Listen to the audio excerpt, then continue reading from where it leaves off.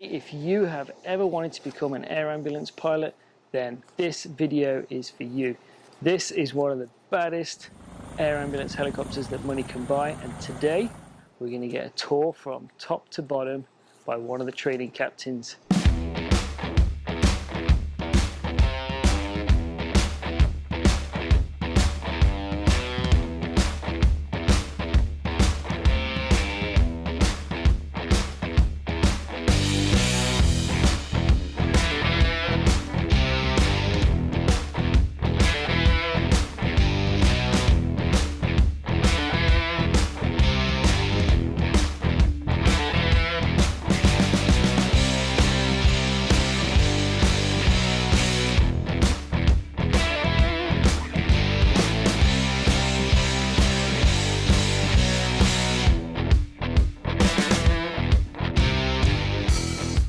Hi everybody, so this is Chris. He is one of the training captains here on the air ambulance.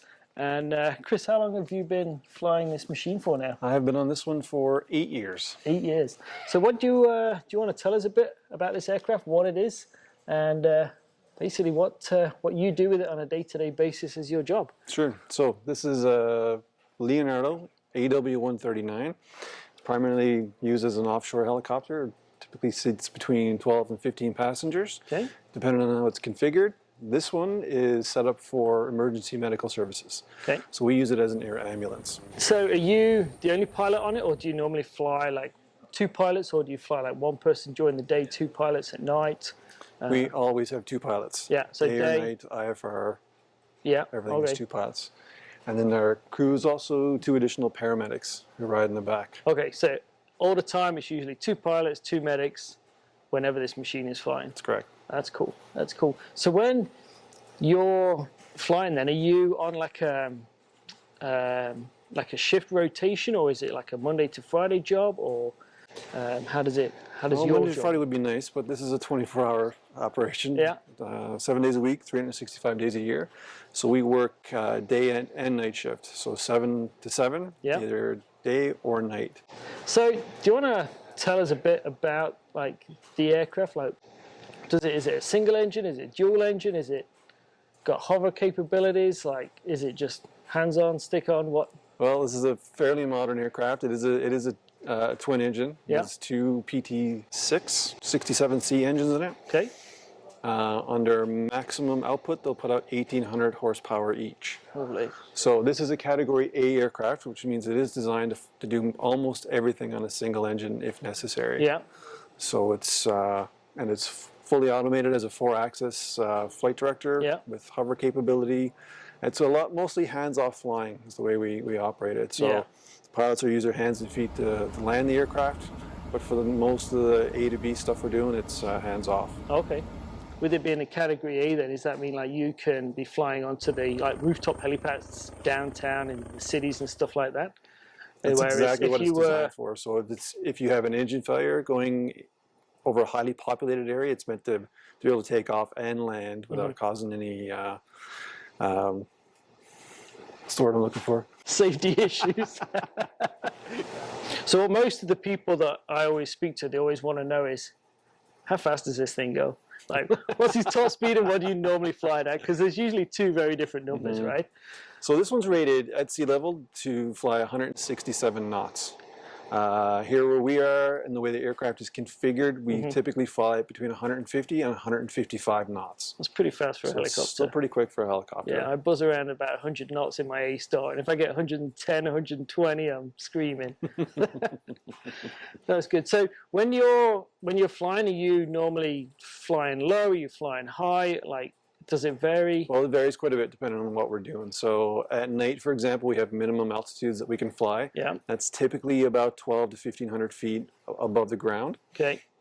If we're flying in cloud or in instrument conditions, then we could be flying here between 4,000 and 8,000 feet. Great. And then daytime stuff, it depends on the weather and the type of call that we're doing. So we like to be up higher because it's a little bit safer.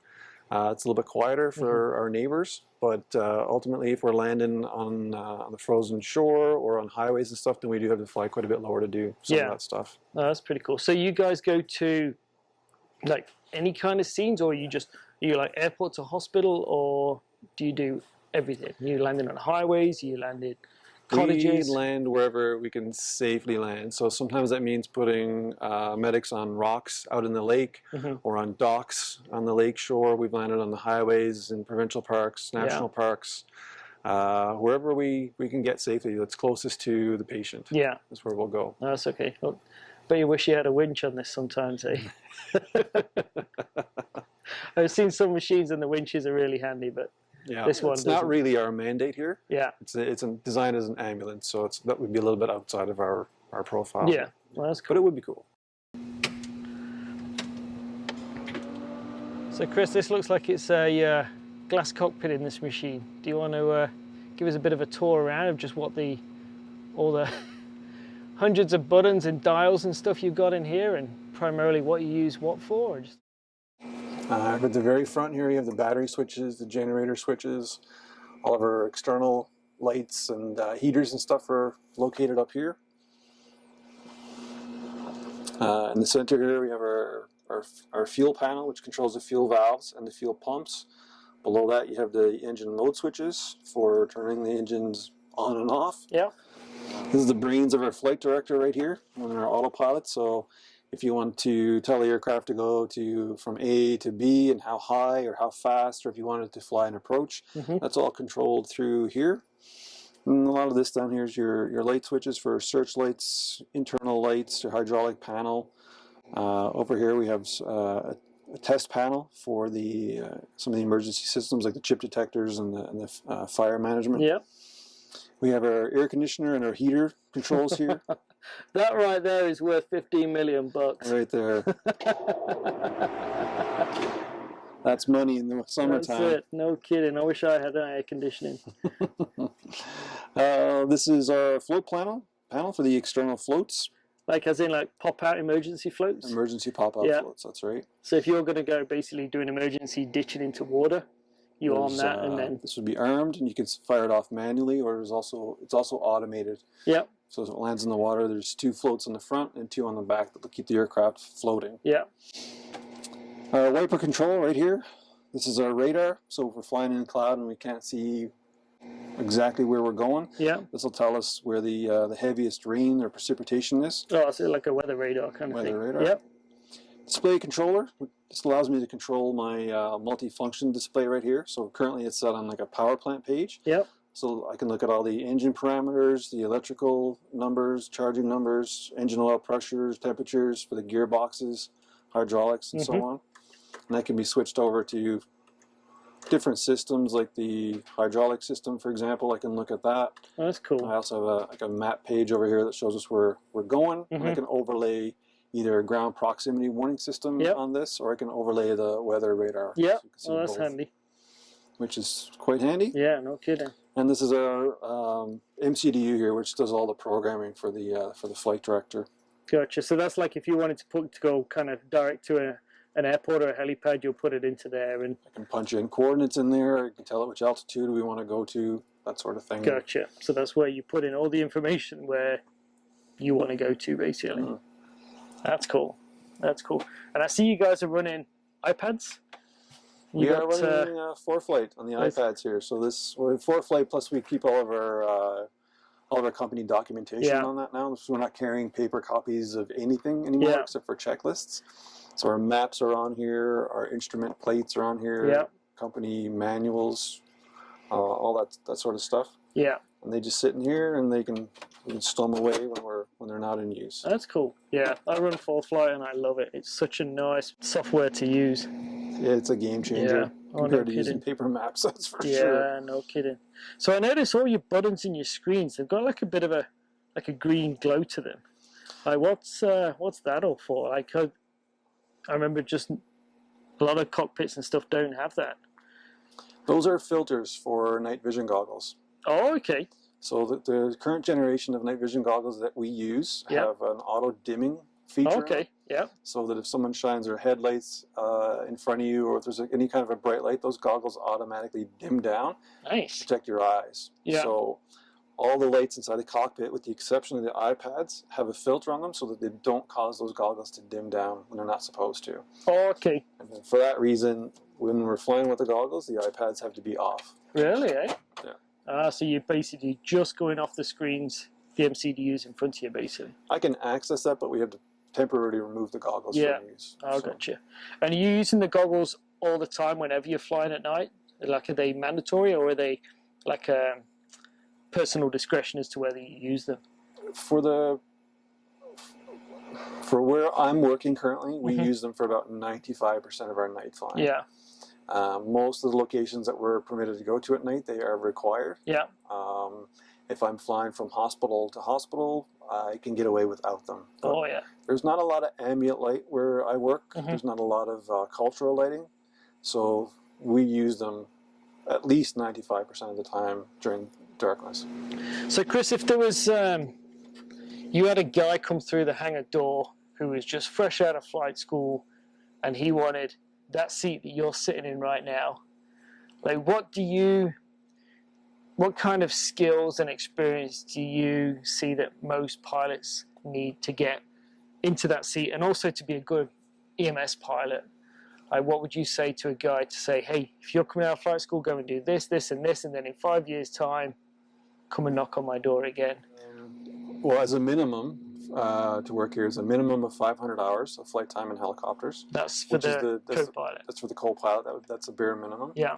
To be a captain at this company, it's a minimum of 2,000 hours. Right. So we have people who come here with a wide variety of backgrounds. We have spray pilots that are here. We have flight instructors. Most of our pilots have worked in the utility sectors in the north, so they've done a lot of bush flying. Yeah. We also have a couple of ex-military who come here. Yeah. And in addition to that stuff, you also need an instrument rating to fly here, and you also need a night rating. Oh, okay. So if you had a job that where you could get some night flying, that'd be a big bonus before you came here. Yeah. And any instrument flying course would also be a bonus, but it's not a requirement to start here. Yeah. Like earlier on, you said you're flying to anywhere. You can be landing on a highway, or you can be landing in someone's property. So do you need pilots that have got good hands and feet, or is that something that this job can teach? You want to come here with good hands and feet because of the high level of automation in this aircraft, with obvious exceptions like landing, on highways and in yards and stuff. Yeah. That's all hand-flown type flying. Yeah. But a lot of our flying is not. It's automated, so you're flying it and you're monitoring what the aircraft is doing. Right. So if you don't come here with good hands and good feet, you're not going to get that in this job. Yeah, so it's not basically a place where you come and build time. Like, actually, how many hours do you guys roughly fly a year each here? I think I'm averaging about 200 to 200, maybe just shy of 300 hours a year here. Yeah. So it's not a high flying position. Yeah. Compared to other jobs I've had where I've flown 800 hours a year. Yeah. So it's slower than that. Yeah. So. But so, like as a job, what are like the primary draws for people to this kind of EMS work? If you're not flying a lot of hours, why do people do it? Well, personally, I like the variety of flying we do. So we're still doing a lot of bush flying in this job. Yeah. Which is fun. It can be very exciting. It's always something different. Yeah. The night flying is also very exciting because it's very similar to bush flying, except it's in the dark. Yeah. And then we also have the instrument flying, which is completely different from those first two that I mentioned. Yeah. So there's a wide variety of skill sets that we use here. And of course, it can be quite exciting in the summer. Yeah. Landing on a highway, we're helping people who've been hurt in accidents or people who are not having a great day health-wise. Yeah. So it is a lot of fun. There's quite a bit of variety. We never really know what we're going to do. Yeah.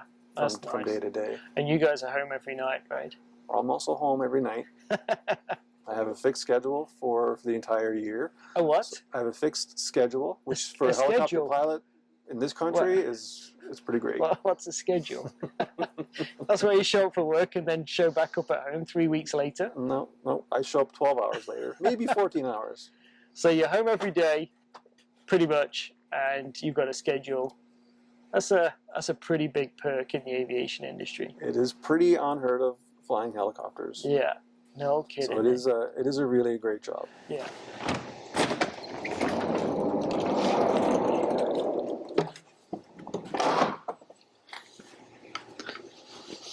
So what you got in here then, Chris? Well, this is how our fleet is currently set up. So we have 3 upright seats for our paramedics. Yeah. So we typically carry in 2 paramedics and maybe up to 1 escort. So that may be a parent or a family member. Yeah. And then the single stretcher for a single patient. Oh, okay. So does that stretcher like come out? Are you Yes, able it does. to? It comes out on the other side. Yeah. So it's the same. It's compatible with our land vehicles as well. Okay. So we can take it out the other door. The legs extend. It releases from the aircraft. Yeah. And they can be rolled and used in our land vehicles as well. Okay. So gotcha. So how you've got what you got for seats? So you got the seat at the back there, and then you got 2 seats there either side of that console. So even though you got 3 seats, you just only have 2 paramedics, right? That's right. And where do they sit? Do they normally sit both on the back seats there? Or it depends on a variety of things. Typically, what you often see is one sitting in the forward-facing seat here. Yeah. And then the second one sitting in one of the aft-facing seats. Okay. But your crews are just paramedics. You don't carry a paramedic and a doctor or anything like that? Always two full-time paramedics. Yeah. Okay.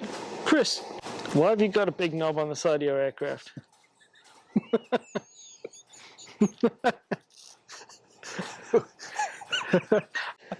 It just goes with the 2 knobs in the front of the aircraft. So, okay, I'm curious now. What is that? That is part of an icing detection system. So when these aircraft were originally purchased, they came with an ice protection system that's no longer functioning, but it was meant to be viewed by the pilot sitting in the seat right here. Yeah.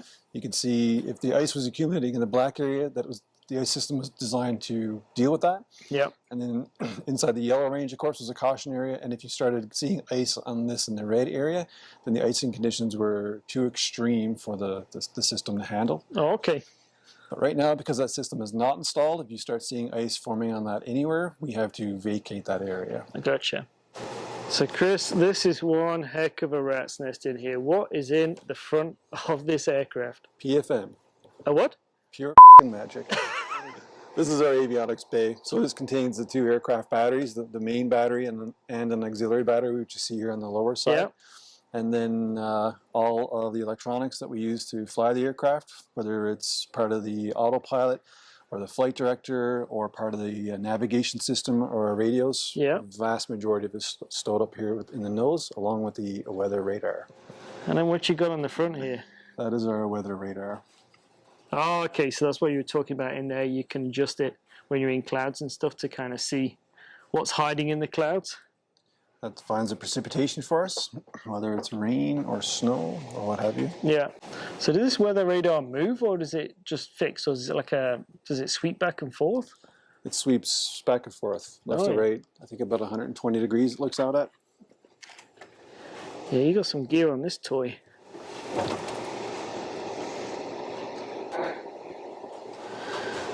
So this is one of those Pratt & Whitney PT6s, hey? This is it. Man, those are nice engines. They are reliable. These are actually mounted in here backwards. Backwards? So this is the front of the engine right here. Your air intake Yeah. here. The air goes this way through this engine, and then the exhaust is right here, which is then diverted along the inside of the engine and back to the rear of the aircraft. Okay, so your exhaust goes between the 2 engines because there's an engine on the other side of the aircraft? That's right. That's strange. So I'm assuming your power turbine, your takeoff from your power turbine is this way. Hence, that's probably why they put them in backwards. Makes it easier for the engineering side. Man, that's clean, hey? It's not like a Bell where there's just grease and dirt all over the place. That's why I like the A-Star too, because the Ariel engines are really nice and clean. And it's badass.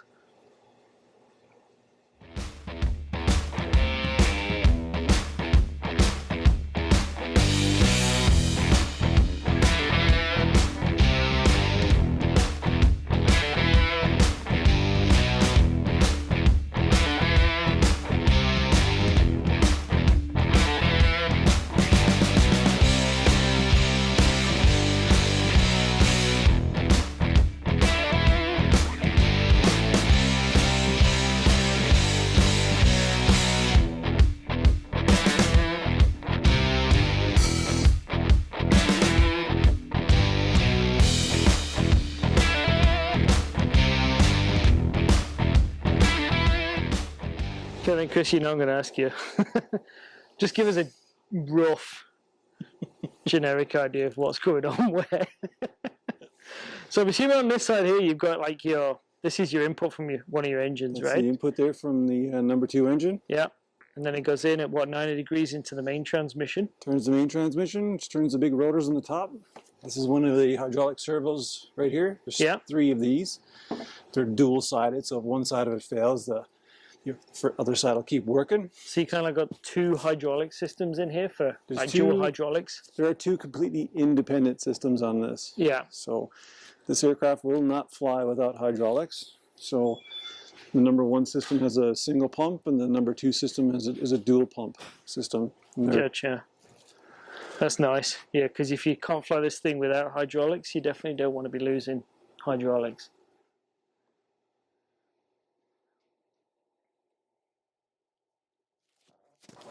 Then what you got down the front here, just like cooling fans for your oil and hydraulic fluids? That's exactly what you're looking, but this is your AC generator right here, your hydraulic system just underneath here to the right-hand side.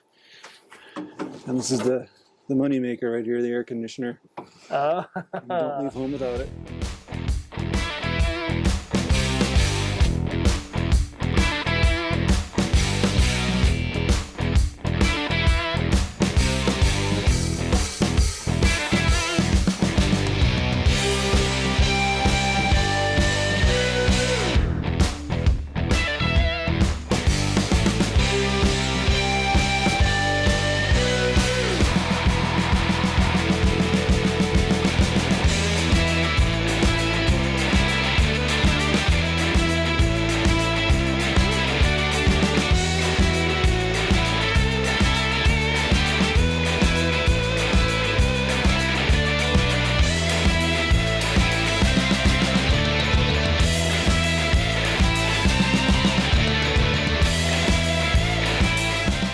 So there you go, guys and girls. If you want to be an air ambulance pilot, now you know how to get into this seat.